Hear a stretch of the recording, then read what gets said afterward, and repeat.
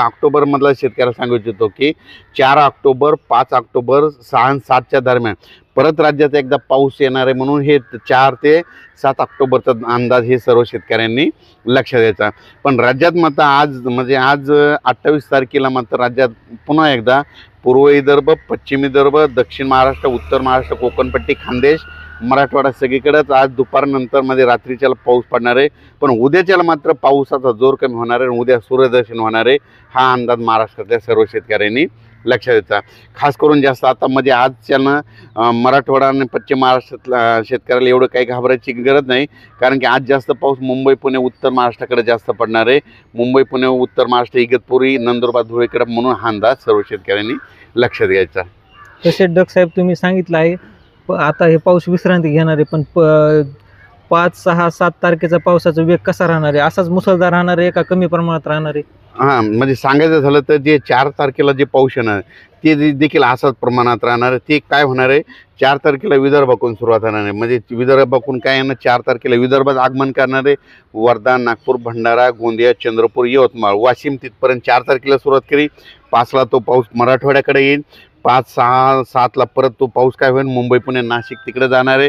त्याच्यानंतर 8 तारखेपासून परत 8 ऑक्टोबरपासून राज्यात सूर्यदर्शन होणार आहे, तिथून पाऊस निघून जाणार आहे, म्हणून हे अंदाज लक्षात घ्यायचा। आणि आजच एक मला पूर्णाच्या शेतकऱ्यांनी एक मला टाकलं होतं की आमच्याकडे जाळेधुळी आली, तर मी म्हणत असतो ना जाळेधुळी आल्याच्या नंतर काय होतं महाराष्ट्रातला जाळेधुळी आल्याच्या नंतर तो सांगतो की पाऊस कधी निघणार हे निसर्ग सांगतं। कसं सांगतं, आज काही काही ठिकाणी जाळीधुळी आली होती, जाळीमध्ये काय होतं झाडावर जाळी पडतात, पिकावर जाळी पडतात।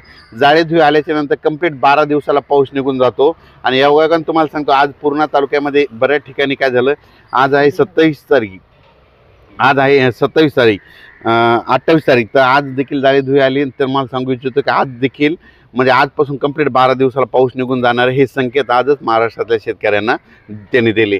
आणि त्यानंतर तुम्ही म्हणत होते ना ते केदारनाथ, हा आमच्या मित्राचा कॉल आला केदारनाथला त्याला जायचं आहे, तर तिथलं वातावरण कसं राहील? तर हिमाचल प्रदेश आणि केदारनाथला म्हणजे बऱ्याच शेतकऱ्याचे मला फोन आले की आम्ही केदारनाथला जाणार। तर तुम्हाला सांगतो महाराष्ट्रात जो कोणी असेल तर केदारनाथला तुम्ही काय करायचं 5, 6, 7च्या दरम्यान जाऊ नका, कारण की केदारनाथकडे, हिमाचल प्रदेशकडं, उत्तराखंडमध्ये काय होणार आहे 5, 6, 7मध्ये तिकडं ढगफुटी सदस्य पाऊस पडणार आहे, अतिमुसळधार पडणार, अतिवृष्टी होणार आहे, म्हणून तिकडं या 2-3 दिवस जाण्याचे टाळावे।